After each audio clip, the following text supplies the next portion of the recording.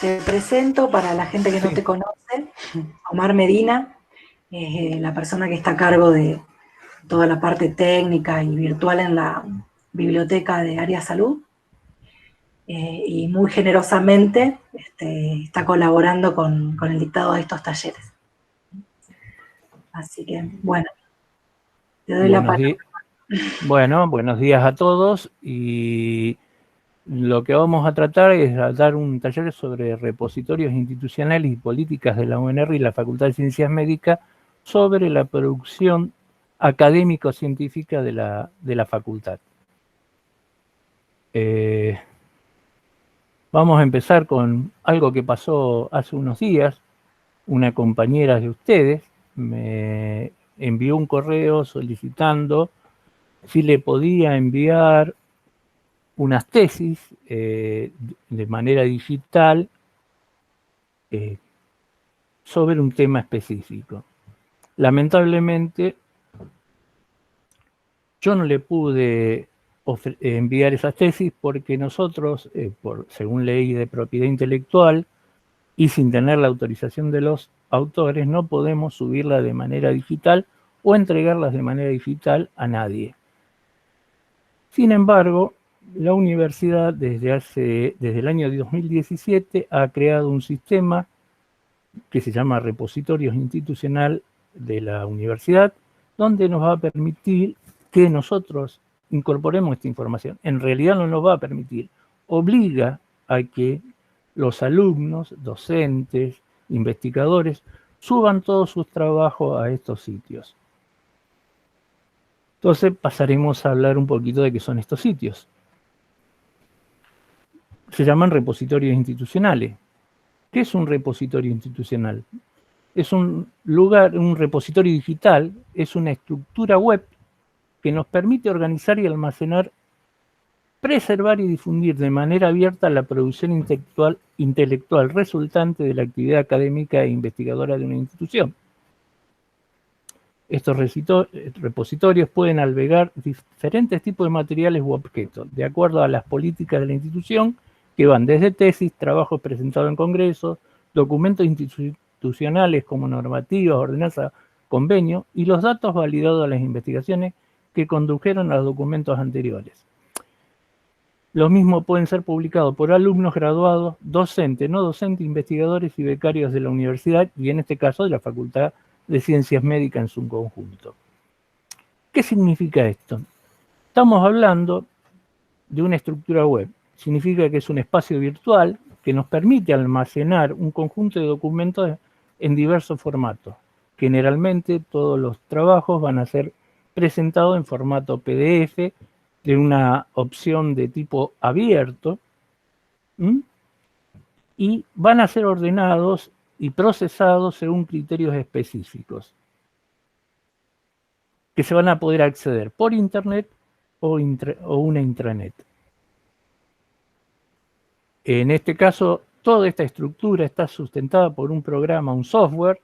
En el caso de la universidad se llama DSpace, aunque existen otros. De hecho, la universidad está creando otros repositorios, como para las revistas de las distintas facultades, en un sistema que se llama OJS o Open Journal System, donde se van a cargar las revistas de las distintas facultades.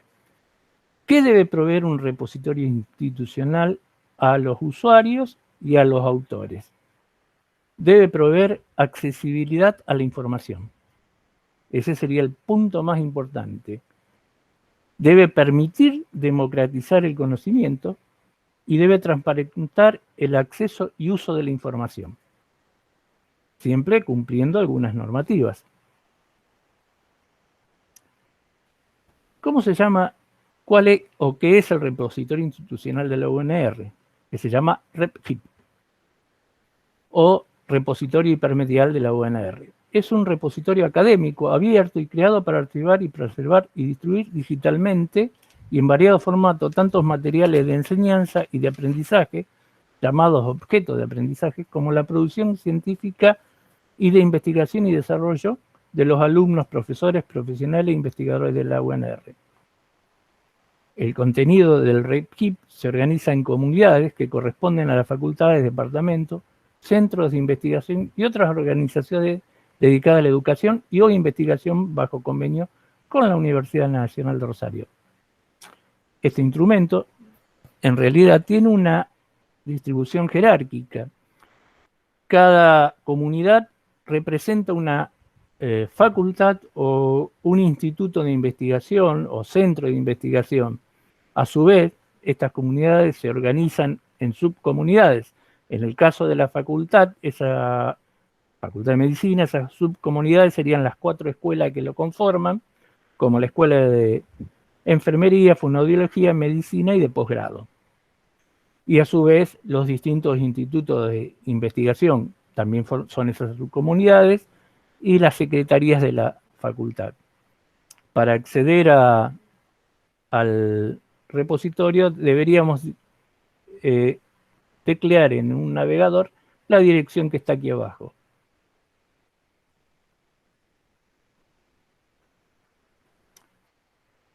¿Cuáles son los objetivos del repositorio institucional de la UNR, el REPKIP? El cumplimiento de las políticas institucionales. Esto lo vamos a explicar un poquito más adelante porque vamos a hablar todas las normativas que nos están llevando al cumplimiento de estas políticas. La visibilidad a la producción científica de los investigadores, docentes y alumnos de la institución, lo que significa un beneficio para los mismos y que permite un registro de la actividad académica. Esto quiere decir que nos permite mostrar todo aquello que se produce en la UNR y por su intermedio en los distintos institutos que la componen. Y le da a los alumnos la posibilidad también de subir sus trabajos finales y que puedan ser utilizados por sus compañeros. ¿Qué otros de los objetivos? El acceso debe ser libre y gratuito, respetando la propiedad intelectual. ¿Qué es lo importante de esto? Ayuda a disminuir la brecha digital que existe entre las distintas niveles sociales de los alumnos de la facultad. Nos permite que a partir de cualquier lado podamos acceder a la información o al conocimiento científico generado. El uso de licencias que permitan establecer parámetros de utilización del material. ¿Qué nos está diciendo esto? Es que el material, a pesar de ser de uso libre y gratuito, nos permite, firmando esta licencia, que después veremos cómo son los formularios, ustedes estén protegidos, el autor fundamentalmente, esté protegido su propiedad intelectual sobre el producto y su derecho de explotación. O sea, cualquiera lo va a poder usar, pero siempre debe respetar ciertas normas.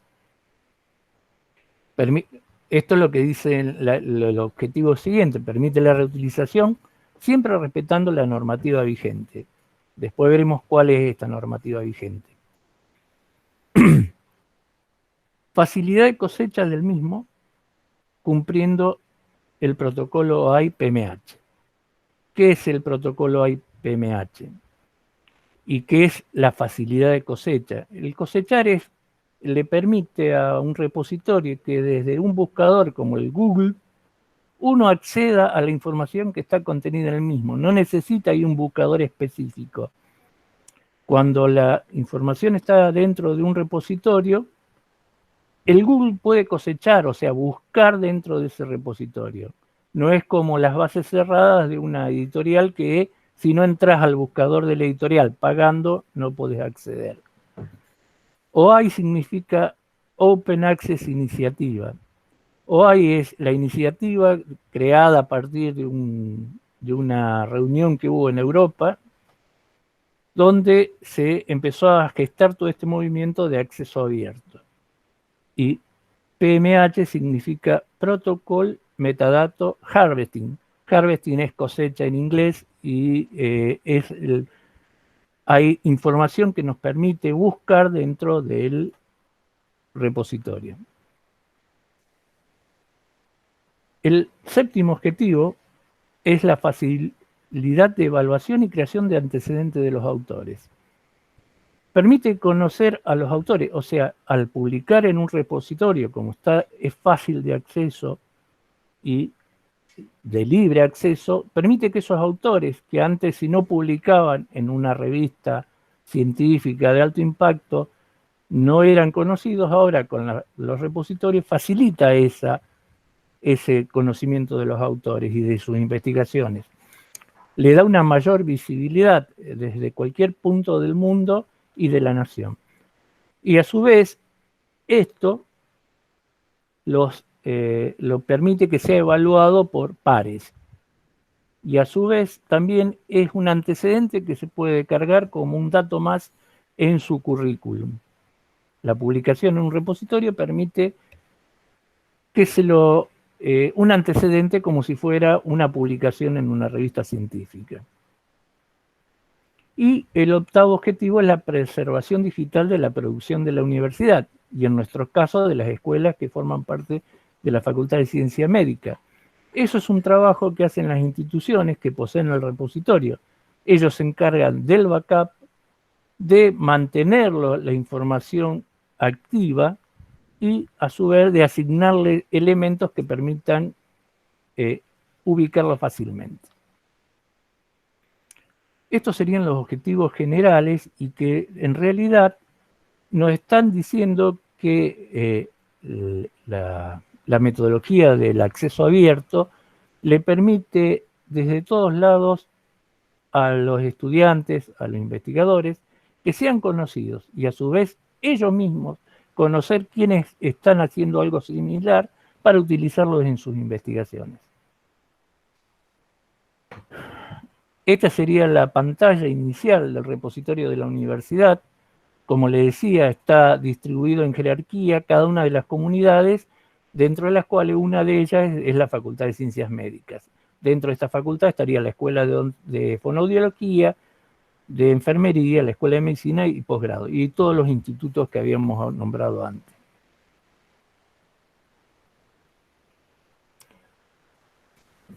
El por qué es obligatorio publicar en el repositorio institucional de la UNR. Y aquí estamos hablando de la normativa que había dicho en el primero de los objetivos del repositorio.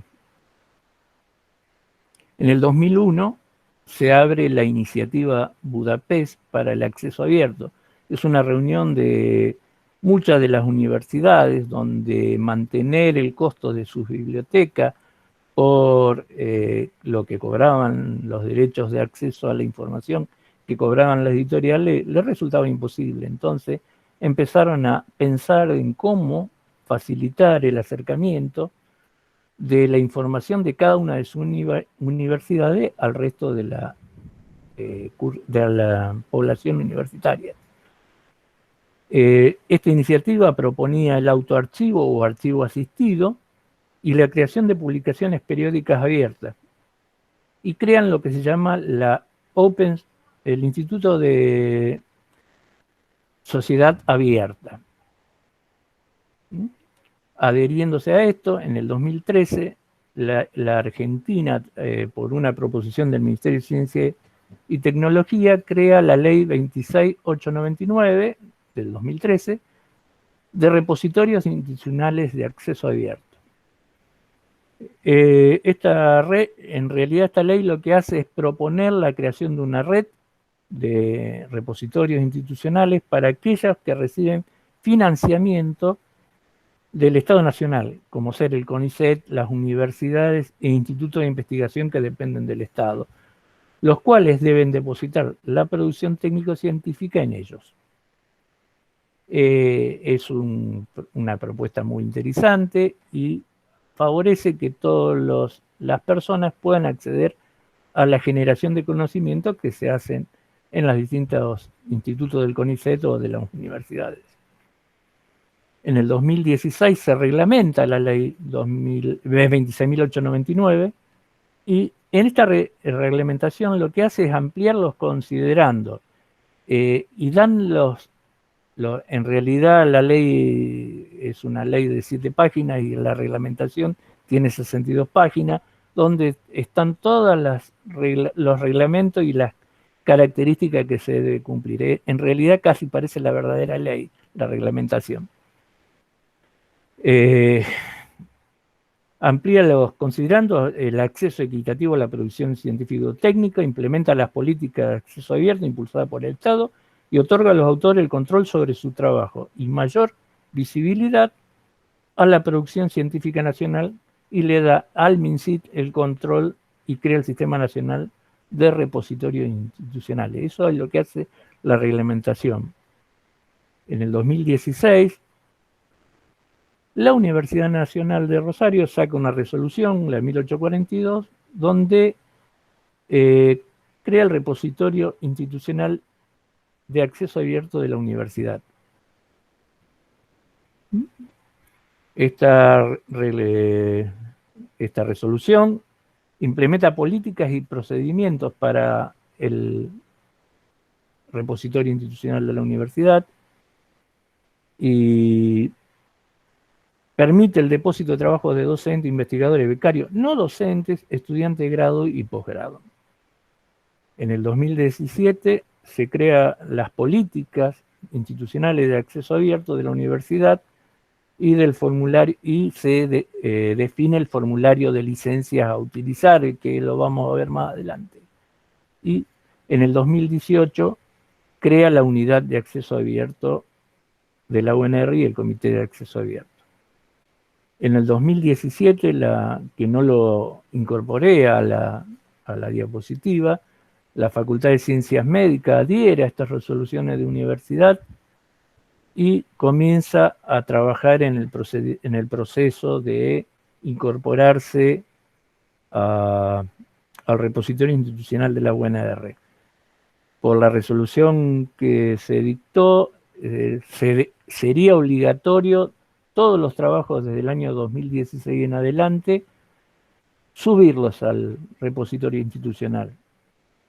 No tenemos que conseguir los permisos para poder hacerlo. Y en el 2019 se crea la Comisión de Acceso Abierto y de Repositorio Institucional de la facultad, que está en este momento formada por representantes de todas las escuelas, de los institutos, bajo la dirección de la Secretaría de Ciencia y Tecnología de la facultad y de la biblioteca, que serían los responsables técnicos de la carga del repositorio.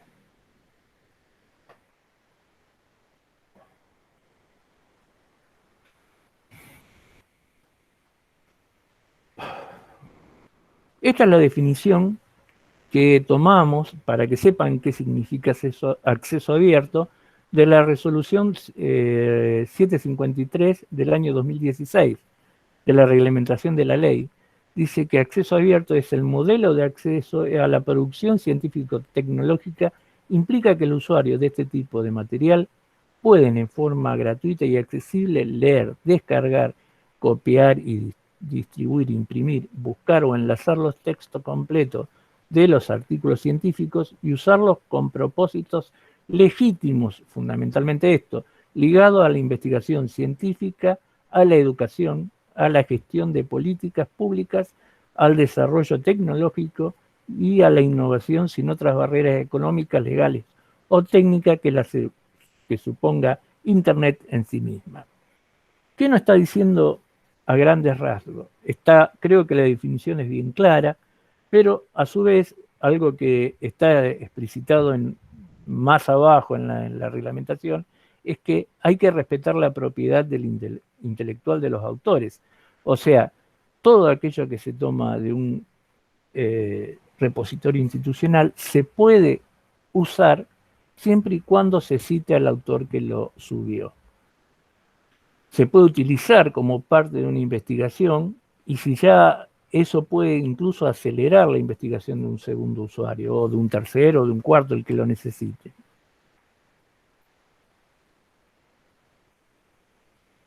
Anteriormente a esto, existen dos lemas de publicación, el lema anterior era publicar o perecer, publish or perish.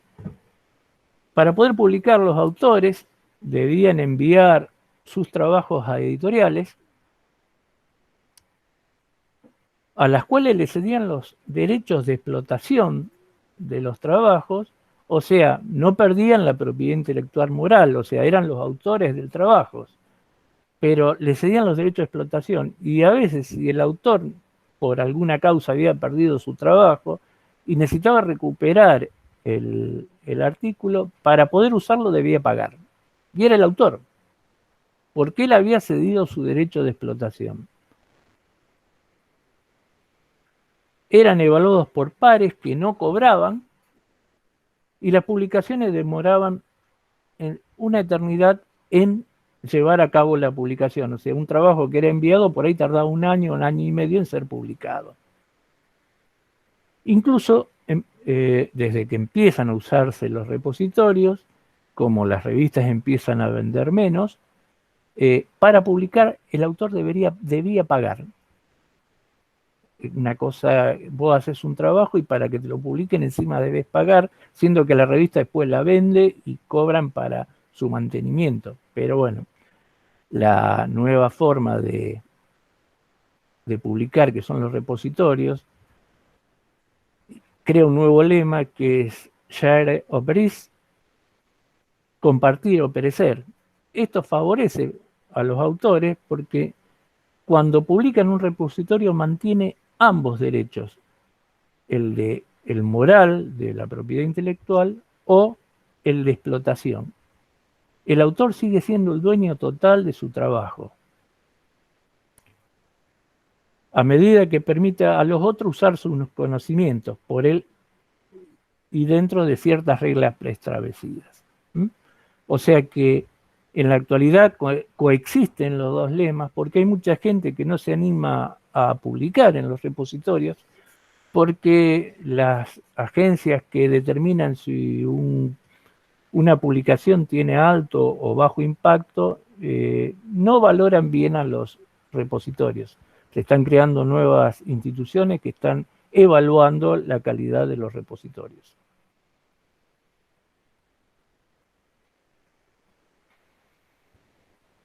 Bueno, el problema de los repositorios es que si uno publica en una revista científica, no puede, algunas de ellas no te permiten publicar en otro lado. O sea, como vos le cedes los derechos de explotación, te impiden que vos publiques. Y si estás en Argentina y trabajás en una universidad donde tu investigación se llevó a cabo utilizando procesos o educación de la universidad, vos debés depositarla en un repositorio institucional.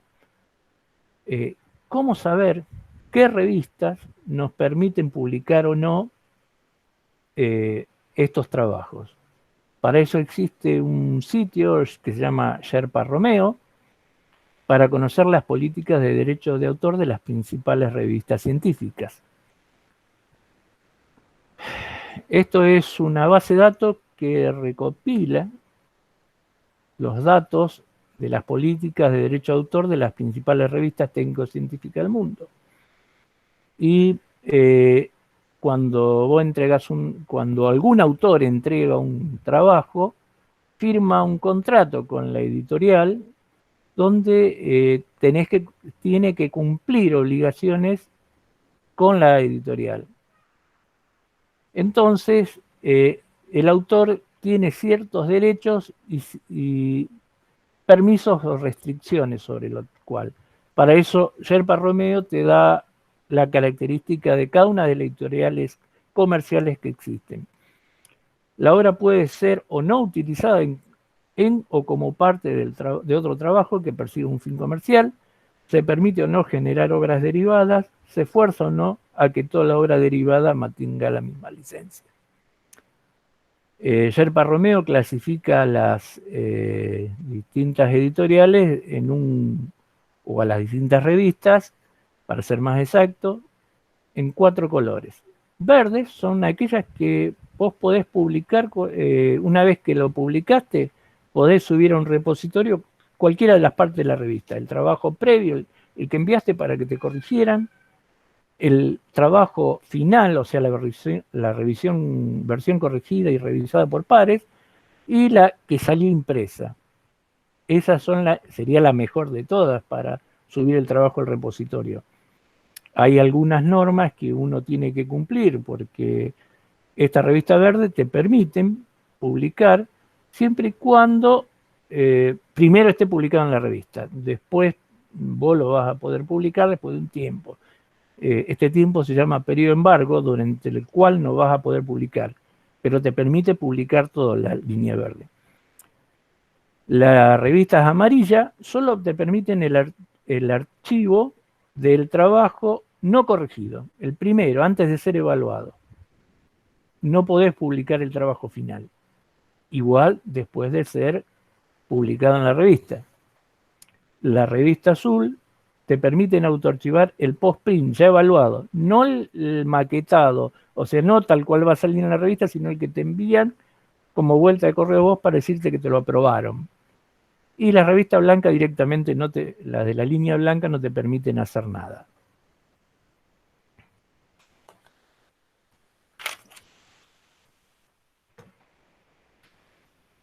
¿Dónde está? Bueno, nosotros tenemos una ley de propiedad intelectual en la Argentina que es del año 1933. Digamos que se quedó un poco en el tiempo, en aquella época no existían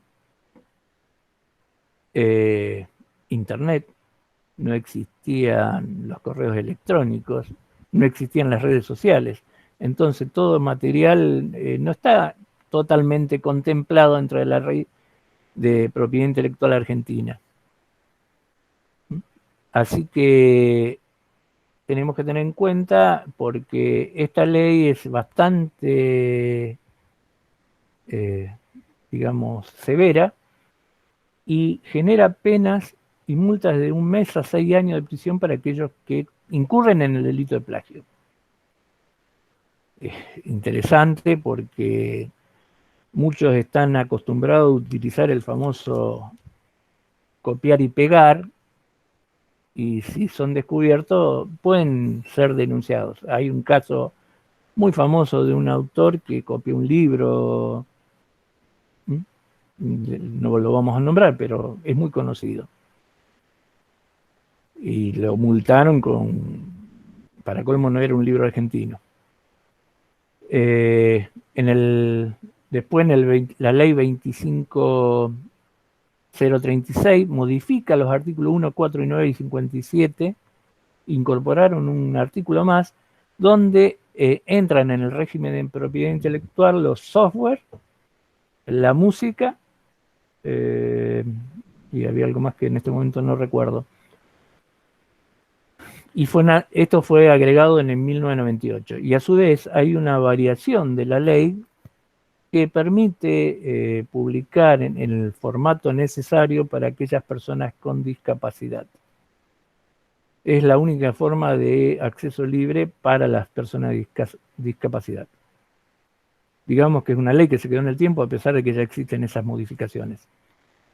¿Qué incorpora esta ley? La ley habla sobre la propiedad intelectual moral, que es, yo soy el autor, yo escribí un trabajo, hice una canción, es mía, pero, y también nombra lo que es el copyright, que son los derechos de explotación, que son los que le cedemos a la revista cuando publicamos en una editorial comercial.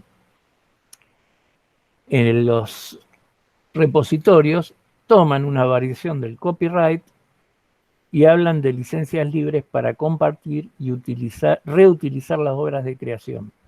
Hay diferentes tipos de licencias libres entre las que se puede elegir según el ámbito de que se trate. Software, obra científica, música o arte.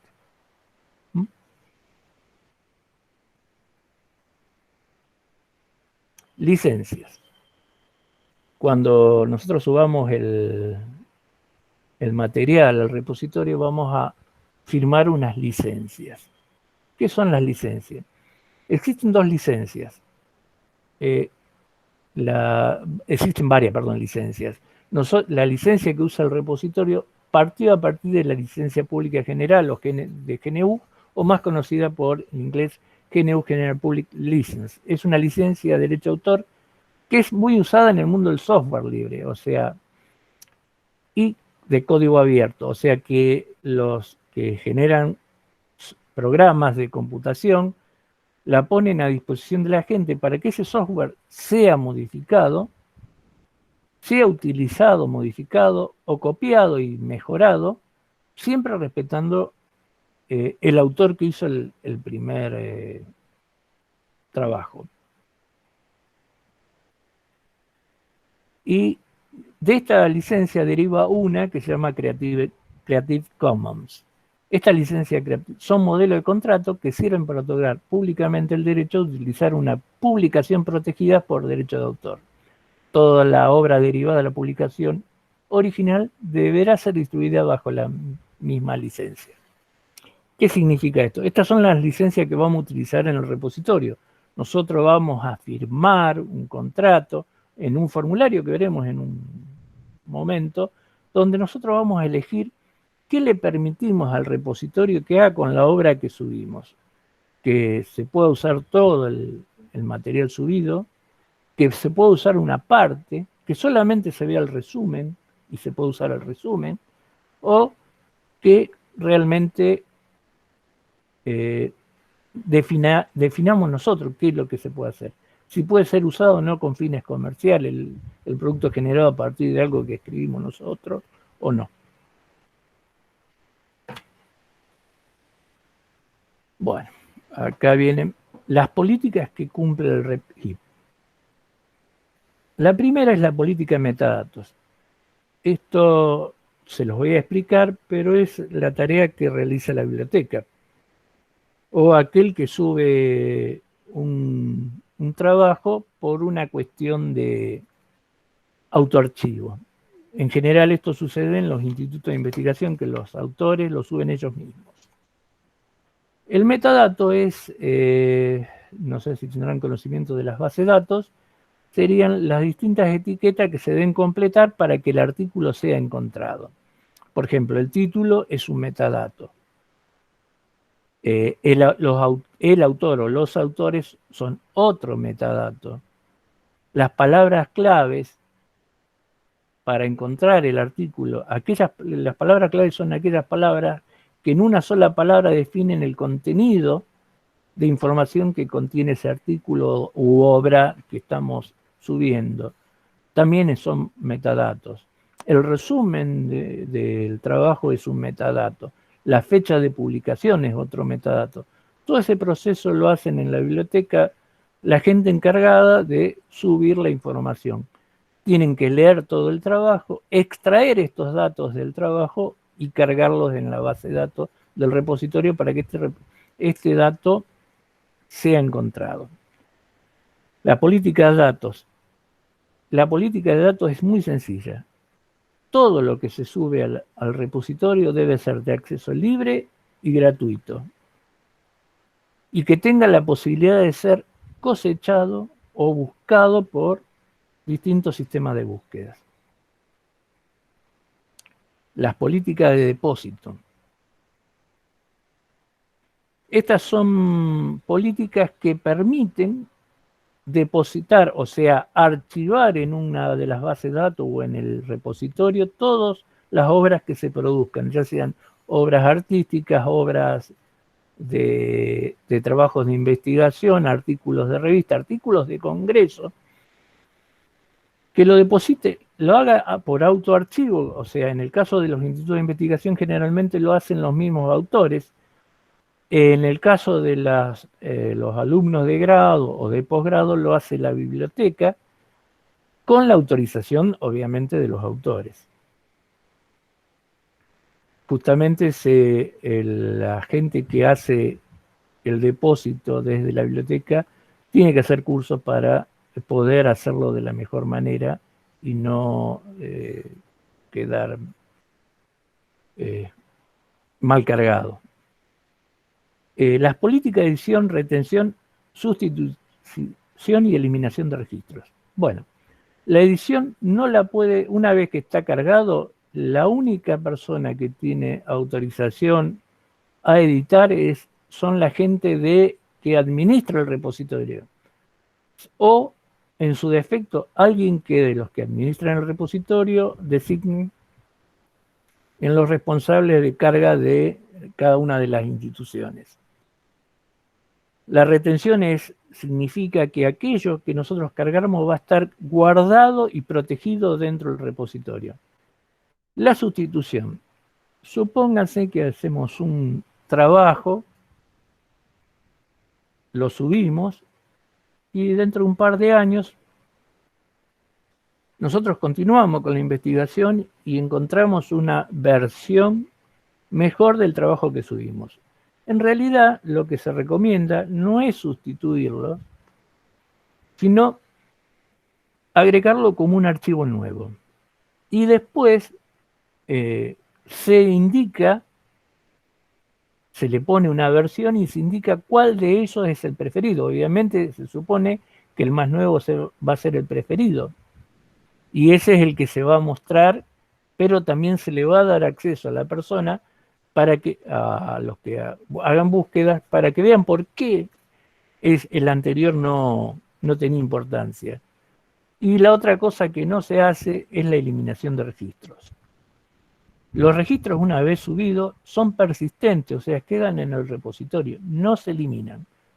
Hay ciertas excepciones donde se pueden eliminar solamente cuando hay un problema legal de propiedad intelectual.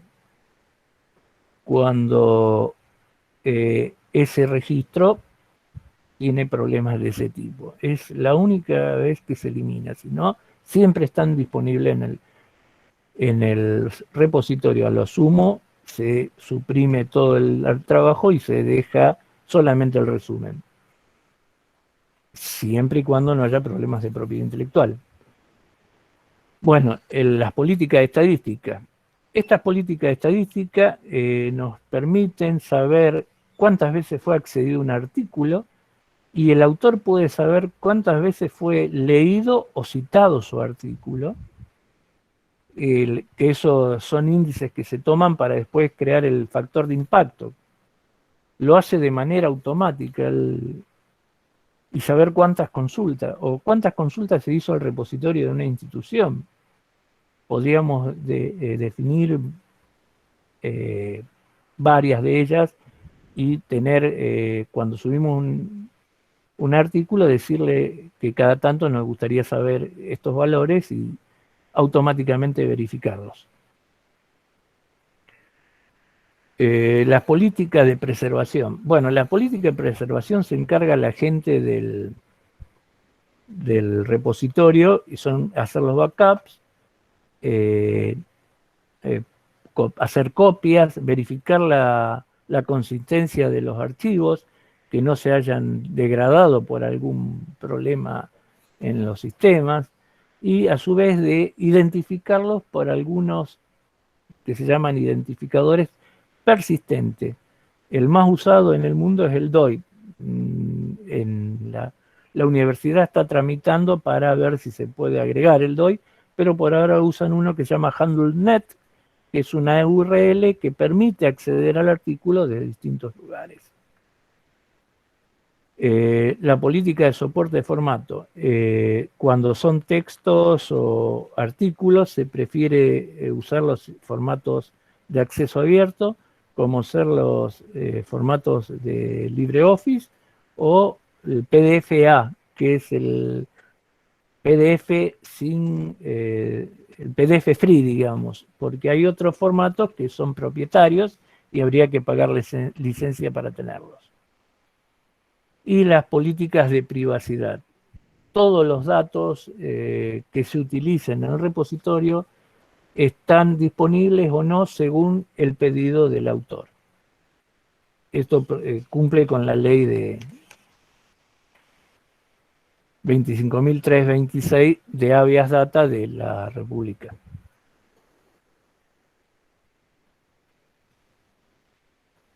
Bueno, acá ya empezamos con cuáles son los requisitos para poder enviar el material. El primero es que el trabajo, salvo que sea un preprint, por haber elegido publicarlo en una revista científica, debe ser un trabajo terminado, tesis, tesina, trabajo final o proyecto de investigación. Se deben firmar 2 copias del formulario de autorización por el autor y se devolverá una de las copias firmada por la autoridad de la biblioteca a la institución originante, como constancia de recepción del documento por ambas partes. Ese formulario tiene que estar accesible también para el autor si lo quiere verificar. Se envía a la biblioteca de una copia impresa del documento con la hoja de aprobación de la autoridad. Estamos hablando, por el caso de ustedes, que estamos hablando de las tesis de final, competente, la autoridad competente según el tipo de documento, y esto es para su resguardo en papel y para consulta en la misma. Ustedes saben que muchos de los estudiantes van a la biblioteca a consultar las tesinas para conseguir antecedentes. Se puede enviar a la biblioteca, se debe enviar también a la biblioteca una copia digital del documento igual al impreso, realizada en cualquier procesador de texto con formato compatible, Word, LibreOffice, etc. Y no debe estar protegido.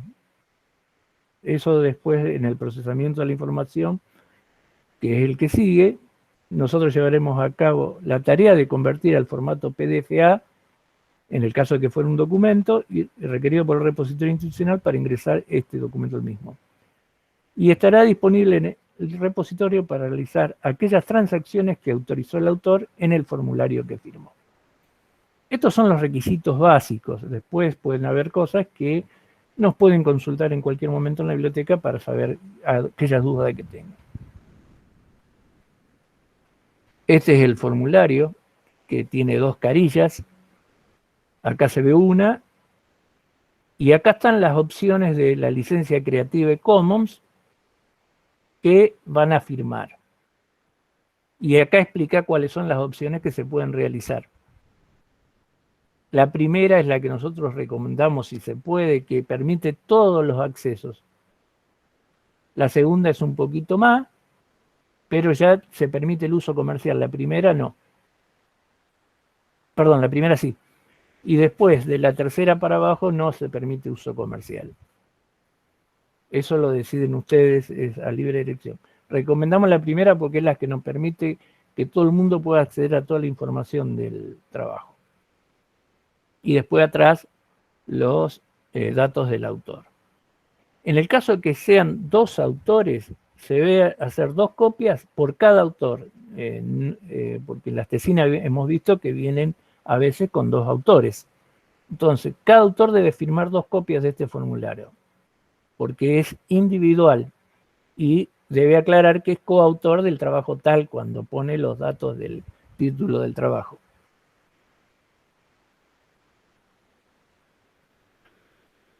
¿Cuáles son las excepciones para subir artículos al repositorio? Artículos que van a ser publicados en revistas. Verificar la base de datos Sherpa Romeo para verificar qué permite la editorial subir al repositorio del mismo. En esto se acuerdan que hablábamos que hay distintas opciones de subir al repositorio. En base a lo que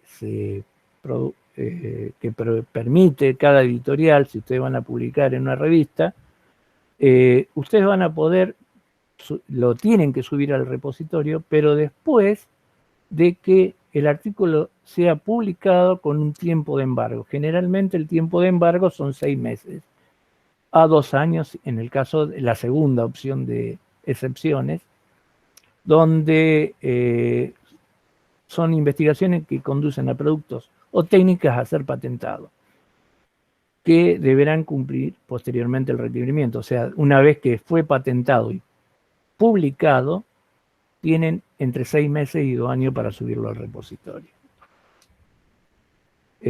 También existen otras excepciones como acuerdos previos con terceros no cofinanciados. Las cofinanciaciones tienen un lapso o periodo de embargo. El periodo de embargo es aquel periodo por el cual no se puede subir al repositorio mientras está siendo tramitado todo el proceso. Cuando el trabajo genere estipendios o regalías, hasta tanto no sea publicado, y también genera un tiempo de embargo. Aquellos bajo acuerdo de confidencialidad o propiedad industrial. O sea, ustedes pueden estar haciendo un trabajo donde inventaron una técnica que está registrada industrial en el INTI. Hasta que no está realmente publicado, no pueden publicarlo, y después de eso tiene un periodo de embargo hasta que el INTI lo autoriza. Las excepciones, cuando hay excepciones, se debe comunicar anualmente a la comisión de repositorio de la institución. O sea, si ustedes se tramitó un periodo de embargo, tienen que avisar a la comisión, en este caso la comisión de repositorio de la facultad, cuándo se levanta ese embargo, porque a veces el producto puede prolongarse más allá de los 2 años que establece la ley. Y cuando un trabajo es multiinstitucional, se deberá presentar en cada una de las instituciones. Supongan que se hacen una investigación con gente de la Facultad de Ciencias Políticas o de Arquitectura, porque están hablando de cómo construir un consultorio fonoaudiológico, deberían publicarse en los repositorios de las 2 instituciones. Obviamente con la firma de los formularios correspondientes. Bueno, de paso hacemos un poquito de propaganda de la biblioteca, y hasta aquí llegó nuestra charla. Ahora quedamos a su disposición para todas las preguntas que quieran hacer. Aquí les dejo el correo de la biblioteca, donde nosotros atendemos su consulta para búsqueda bibliográficas, y estamos a su disposición. Bueno, muchas gracias, Omar. No sé si fui claro o apurado. No, súper claro. No sé si las estudiantes que justamente ahora están por entregar la tesina o la han entregado, ¿tienen alguna duda en cuanto a...? Estoy descompartiendo la pantalla, aguantame un segundito. Sí. Así nos vemos. Ahí está. Bueno. No sé si quedó alguna duda. Espera que voy a dejar de grabar. Acá llegamos con la grabación. Ahí está.